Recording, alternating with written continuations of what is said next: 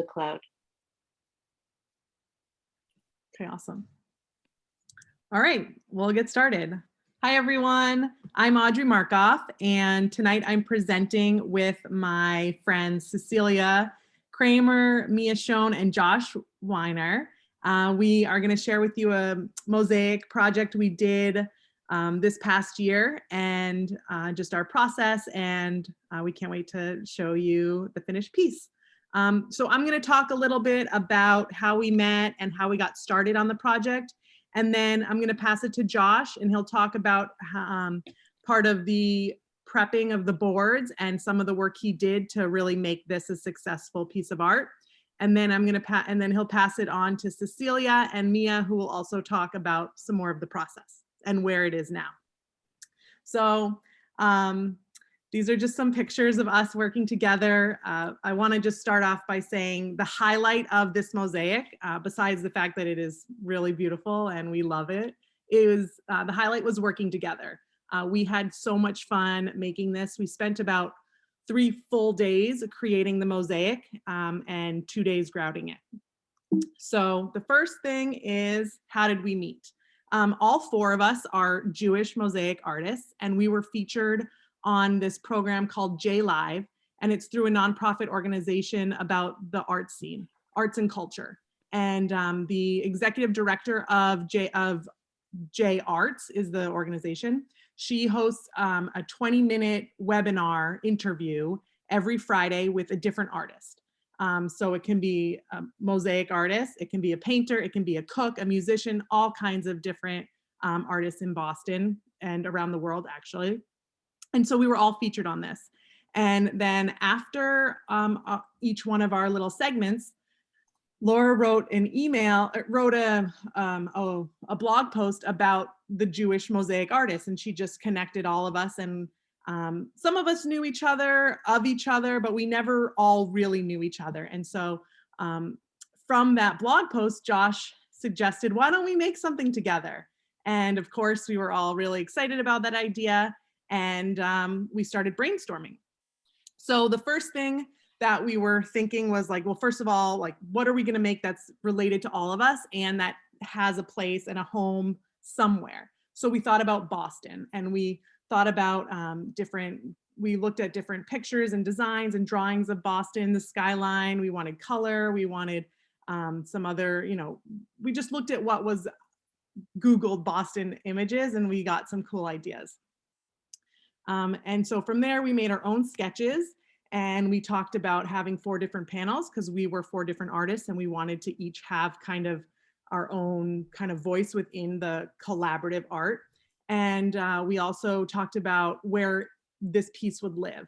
That was early on in the discussion, and we partnered with this art consultant from Latitude Art Gallery, Betty, and she had a home for it in mind at the South End Community Health Center. So when we started sketching it, we had in mind that it was probably going to go there, and they had wanted something Boston and colorful. So from there, that's where we thought about, okay, 4 panels, different words, maybe Boston scene. We all came up with different sketches ideas. This was our winning sketch. It depicted the skyline of Boston in the back with a tree in the front. We all connect with trees. It is part of the Jewish identity, the tree of life. And we thought this would be a really good vision to put on our mosaic. So from our sketch, we kind of thought about the size, where it was going to hang in the health center. And we wanted to make it a little bit different with panels that weren't all lined up equal. So we kind of shifted them a little bit and thought, okay, this would be really cool for just like a visual effect, make it more stand out. And we finalized our design. So we went from the sketch and made it a little bit more solid in terms of what we want it to look like and what the blocks of color would be and how the tree would connect and the skyline would connect in the back. And this was our final sketch. We printed it out and used it as our guide for the rest of the project. And I want to pass it on to Josh to talk a little bit too about what he did next to make to turn this sketch into the boards that we were able to mosaic on. Thank you, Audrey. Thanks for this great start to the show tonight. So I used just a transparency enlarger and was able to take the originals and enlarge them with Sharpie onto panels. The panels are made out of birch plywood, which is a nice material for a base because it takes the cement really well and it's easy to screw. And I installed cleats on the back so that it would be easy for Betty and the team at the hospital to install. That way, instead of having to screw through the panels to install them on site, they were pre-drilled and just ready to hang. It's a nice clean technique and a nice system. And that's really how the setup went for this in terms of getting the panels ready to mosaic on. Who's next? I am. Hi, Cecilia. Hi. So, Actually, Josh, will you talk a little bit more about how you got the design on the panels? The next picture has some of the outline. Oh, go ahead. Yeah. I think that was really, really helpful and significant. are you talking about Josh or? Yeah, how you drew the. Do you have a next picture that shows the panels? Oh yeah, are you not able to forward them? Oh, I didn't. Sorry, I didn't try. Oh, that's there okay. we go. I was waiting for you. Yeah, I used a projector for that, so I was able to draw everything up at the full size and lay it all out with a nice black Sharpie. It's a good, clean system, and it's pretty quick. It's an easy step to get done, and then I was able to pass the panels along for the mosaic work. So I guess it's very easy because he's great and he's very experienced doing it. So so Josh also did the purchasing of all these panels and as he said, installed the hanging mechanism on the back, the French cleat, and yeah, the drawing, enlarging our design. So it was already. I guess you primed the boards first. Yeah, right? and for that I use an acrylic primer called Fresh Start. Again, all these things have to bond really well to each other because most people work on a cement board, a hardy board or weedy board. There's a lot of choices, but I prefer this because the wood is actually stronger than the other materials, and it makes a stronger bond. Believe it or not, something like weedy board or hardy board, if the tiles get chipped, the surface of the panel will come off. It's something I've discovered by doing a fair amount of testing in the studio. So even though many artists won't work on wood because it can warp a little bit, if you're careful with the way you prime it, it's a really nice surface. Mm-hmm.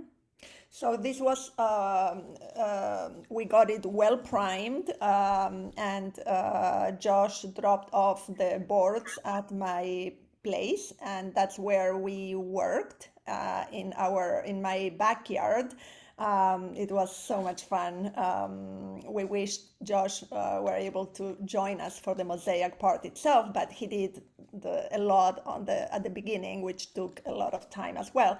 But Audrey, me, and I had a blast. Even met our respective partners. Actually, not Mia's yet, but. And the dogs, and so we had a lot of fun together. Lots of good food, etc. And so we started thinking the way we approached this is how are we going to make this 4-panel mosaic into a cohesive piece when each of us have their own style And even if there is a continuation of the tree, for example, as you can see, or the continuation of the buildings, etc., mainly the tree is what binds them together mostly.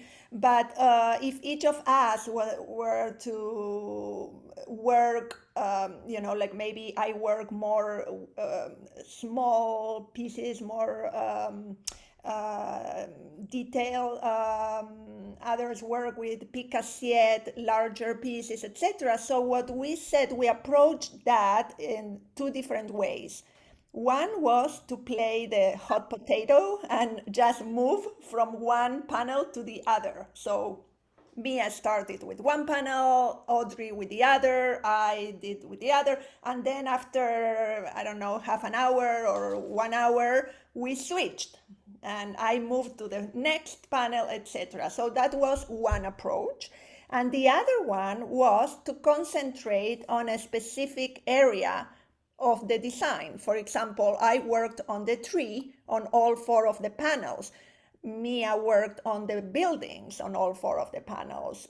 Audrey concentrated in this large area of backgrounds, all the reds and purples and cool colors.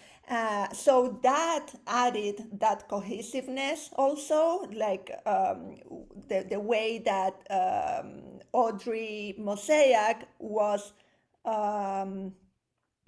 consistent in the background of the panel number 1, panel number 2, and so forth. So that's pretty much what I can add at this point. I think Mia can continue with the other parts of the project, what we did with grouting, etc. Okay. Hi, thanks. Cecilia isn't mentioning that to get this aerial view every day at the end of every time we met at the end of the meeting, Cecilia has a beautiful pool in her backyard, and we would stand overhead to take this picture very close to the edge of the pool. So we were always taking a huge risk of falling into the pool to get the shot. But we would take these progress shots every time we met. So that's how we got this great overhead here. So I can continue about the grouting. You can see here, I mean, we met a lot. We spent, a good few months working on this. We eventually got all of our pieces down. You can see that most things are outlined with small black tiles to make the pieces pop. Once we were finished gluing down the pieces, then we were ready for grout. And so for whoever mosaics here, maybe people may not mosaic, the grout of your mosaic will influence the final piece a lot, significantly. So depending on what color you choose, how you apply it can change the entire piece. So what we did here was, because we were going to segment the piece and use different color grouts for different parts of it, and it wasn't such a big piece, so we had to be really careful for the grout not to get on the other parts of the piece. So we started with the tree. We used a dark brown grout. You can see it. We were all wearing our masks for COVID safety, but also for grout dust. So it doubled as a helpful tool in that sense. And here we are, we used painter's tape to paint off the tree, and then we started grouting it. So the tree was going to be brown to make it pop, and then we can go forward so you can see how we did this. And actually a technique that I learned from my collaborators, I'm not sure if anyone else, this was the first time, maybe Audrey, you mentioned it, that we could use a vacuum to pull up the excess grout. So we would sort of finish the day and have a lot of grout, and then we put a vacuum on the piece and vacuum up the grout. After you rub it away. I wish you could just vacuum it out. That would be awesome. But you still have to do all the elbow grease. Yeah, but I mean, yeah, I think during this process, at least I learned a lot. Everybody has different preferences and tools and ways to remove grout, different tips and tricks. So I felt like I learned a lot of art. This is why a collaboration can be so beneficial, because we're all learning techniques from each other. Like Cecilia had this special rag that she used. Audrey had an amazing mask. So, we really learned from each other. And also how long, when you add, I want to add the pigment, and Cecilia, correct me if I say it wrong. It's called, is it, Amaco, uh, yeah, Amaco. So that's a pigment which dyes the grout. So eventually we'd be doing blues and purples. And so you can add the pigment to change the color. And so there are certain techniques about when to add that, how much to add it, if you should let it sit before you start grouting. So, So this is what it looked like after the tree. right. You can already see that the tree, that it adds a lot to the tree, and the pieces are popping, and that beautiful mustard color with the little dots. The tree is really standing out. And so I think then after we finished the tree, we had to have some serious conversations about future grout colors. We weren't sure. We thought blue was the right choice for the sky, but you never really, it's always hard to know how it's going to contrast. And we wanted it to stand out from the buildings and the water. So we had to make a lot of choices, which we decided. And in the sketch, the sky was sort of split up into different rectangles. So we tried to capture that using tile. So, you never really know how it's going to turn out. But here's the sky. And then I think this is also we also have the water and buildings, which was a purple, or the buildings we did blue, and then the water is purple, right? Yeah. Team? And we were very careful to keep the tree brown and the lines like very clear there. But once we did that for the background, I don't think we taped it as much, and we just kind of let it blend a little bit more because the colors were more closer similar to each other. First, we really wanted to make sure that the brown tree had very like sharp lines, and I think it was a good choice. That was a good choice. I would add here that also, in order to make the tree stand out and the outline of the tree stand out, as Audrey was saying, we did a little cheating, and we painted a tiny bit between the small tiles of black, the outline, so that it will look continuous rather than little pieces one next to the other. And that made a huge difference. I don't know if we have a picture showing the before and after, but No, I don't think so. Another thing too that we did that made the tree stand out more is all the materials we used for the tree, we didn't use anywhere else in the mosaic. So the pieces were bigger, chunkier. It was a lot of broken ceramic. And I think that too added to the texture and the depth of the tree. right, so that was picassiette for the tree, and all the rest is glass. Right.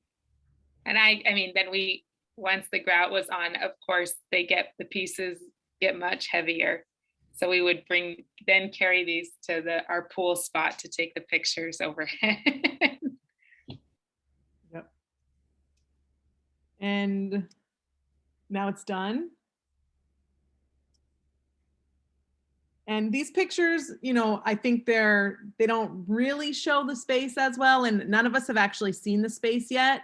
But it is hanging in the reception area of the South End Community Center. And it's on like a mezzanine level. So you can kind of see there's a seating area below it, and it's above, and that's like a walkway. So it's a pretty predominant space, and everybody that comes in that office is going to see it and hopefully enjoy it. And because it is a community health center, as it happens in any health center, hospital, etc., they are very careful with mosaics that have sharp edges. And so in this case, they installed it in a place that nobody can actually touch it. So there is no problem, and there was no need to put it under clear acrylic or anything that sometimes they do at because they have to. Right. Yeah. And Betty just sent us these pictures today, so thank you for giving them to us. So this is the first time we've seen it hung up as well. Right. What size were the final panels, Josh? We have a question. I think they were 18 by 24. I can't remember exactly, Audrey. I'm not sure. I saw the question, but I'm not. That's my best memory. Okay, I think they might be they were around that, but for some reason in my head I'm feeling a little bit bigger. Maybe. Yeah. Yeah, but they were we'll say between 1824 and 2030, between that. Yeah, maybe they were 2030. I think they were 2030. Oh, thank you. We have Betty on the line with us. Yeah, 2030 sounds right. We'd love to take any more questions. Or Betty, if you would like to add anything, we would love to, hear some, your perspective too. I would just say that I went back in there today because we had to install it when there were no staff or patients there last weekend. And so I asked some of the staff who sit at the reception desk and obviously look up at it, and they are so thrilled. They could not be happier. Other people who work there have commented on it. We put some other artworks in as well on the same day, but it really makes a difference. That reception area, when you come up the stairs to the second floor and then look up towards the third floor where you see that, it has dramatically changed the feel of that space. I should also comment that one of the things that caused it to take much longer to do this is that entire wall had to be prepped to receive this mosaic. It was a series of panels and they had to skim coat it, fill all of the gaps in between. So they also had to find time for for a construction person to come in and prepare the wall just so that the mosaic would look right and not be fighting with other lines that were already part of the design of that wall. They did a great job. Cecilia, how did we finish the edges? Actually, I thought I will show you something. 1 second. This is from one of my students that just I suggested her to paint. She left like half an hour ago. That's why I was like 5 minutes late. But I suggested her to paint the edges this way. Like this is the mosaic. Yeah. This is going to be a lazy Susan, a very large lazy Susan. And I suggested her to continue the design on the edges. So you see how when you look at it from the side, it looks like the triangle continues, right? Yeah. So that's exactly what we did with the Southern Community Health Center panels. Painted the edge. I mean, there is some grout on it, not a lot because there is nothing to sustain it. So I never leave a lot of grout on the edge anyways, but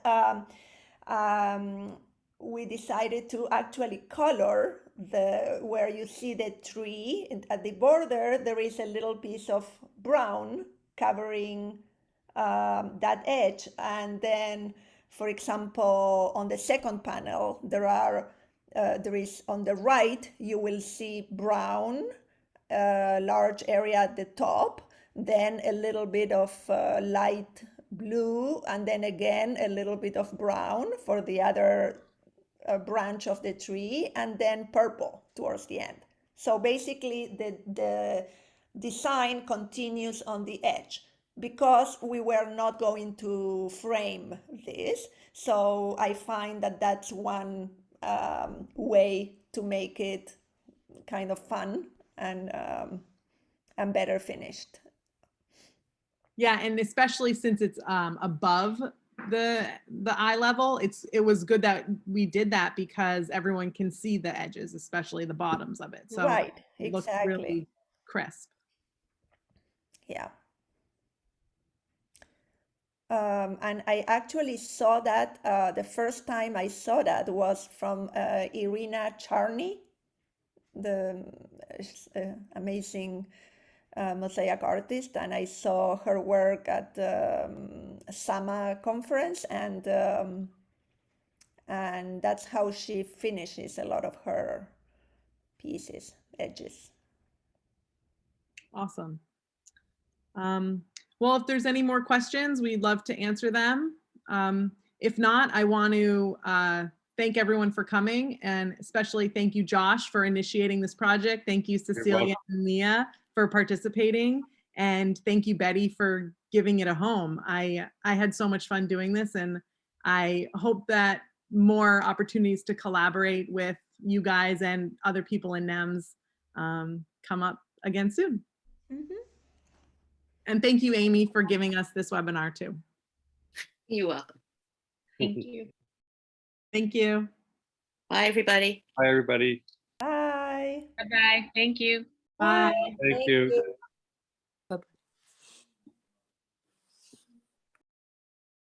You have to end the webinar. Oh, okay. Yes. I just leave and they'll end. You have to stop the Stop. recording.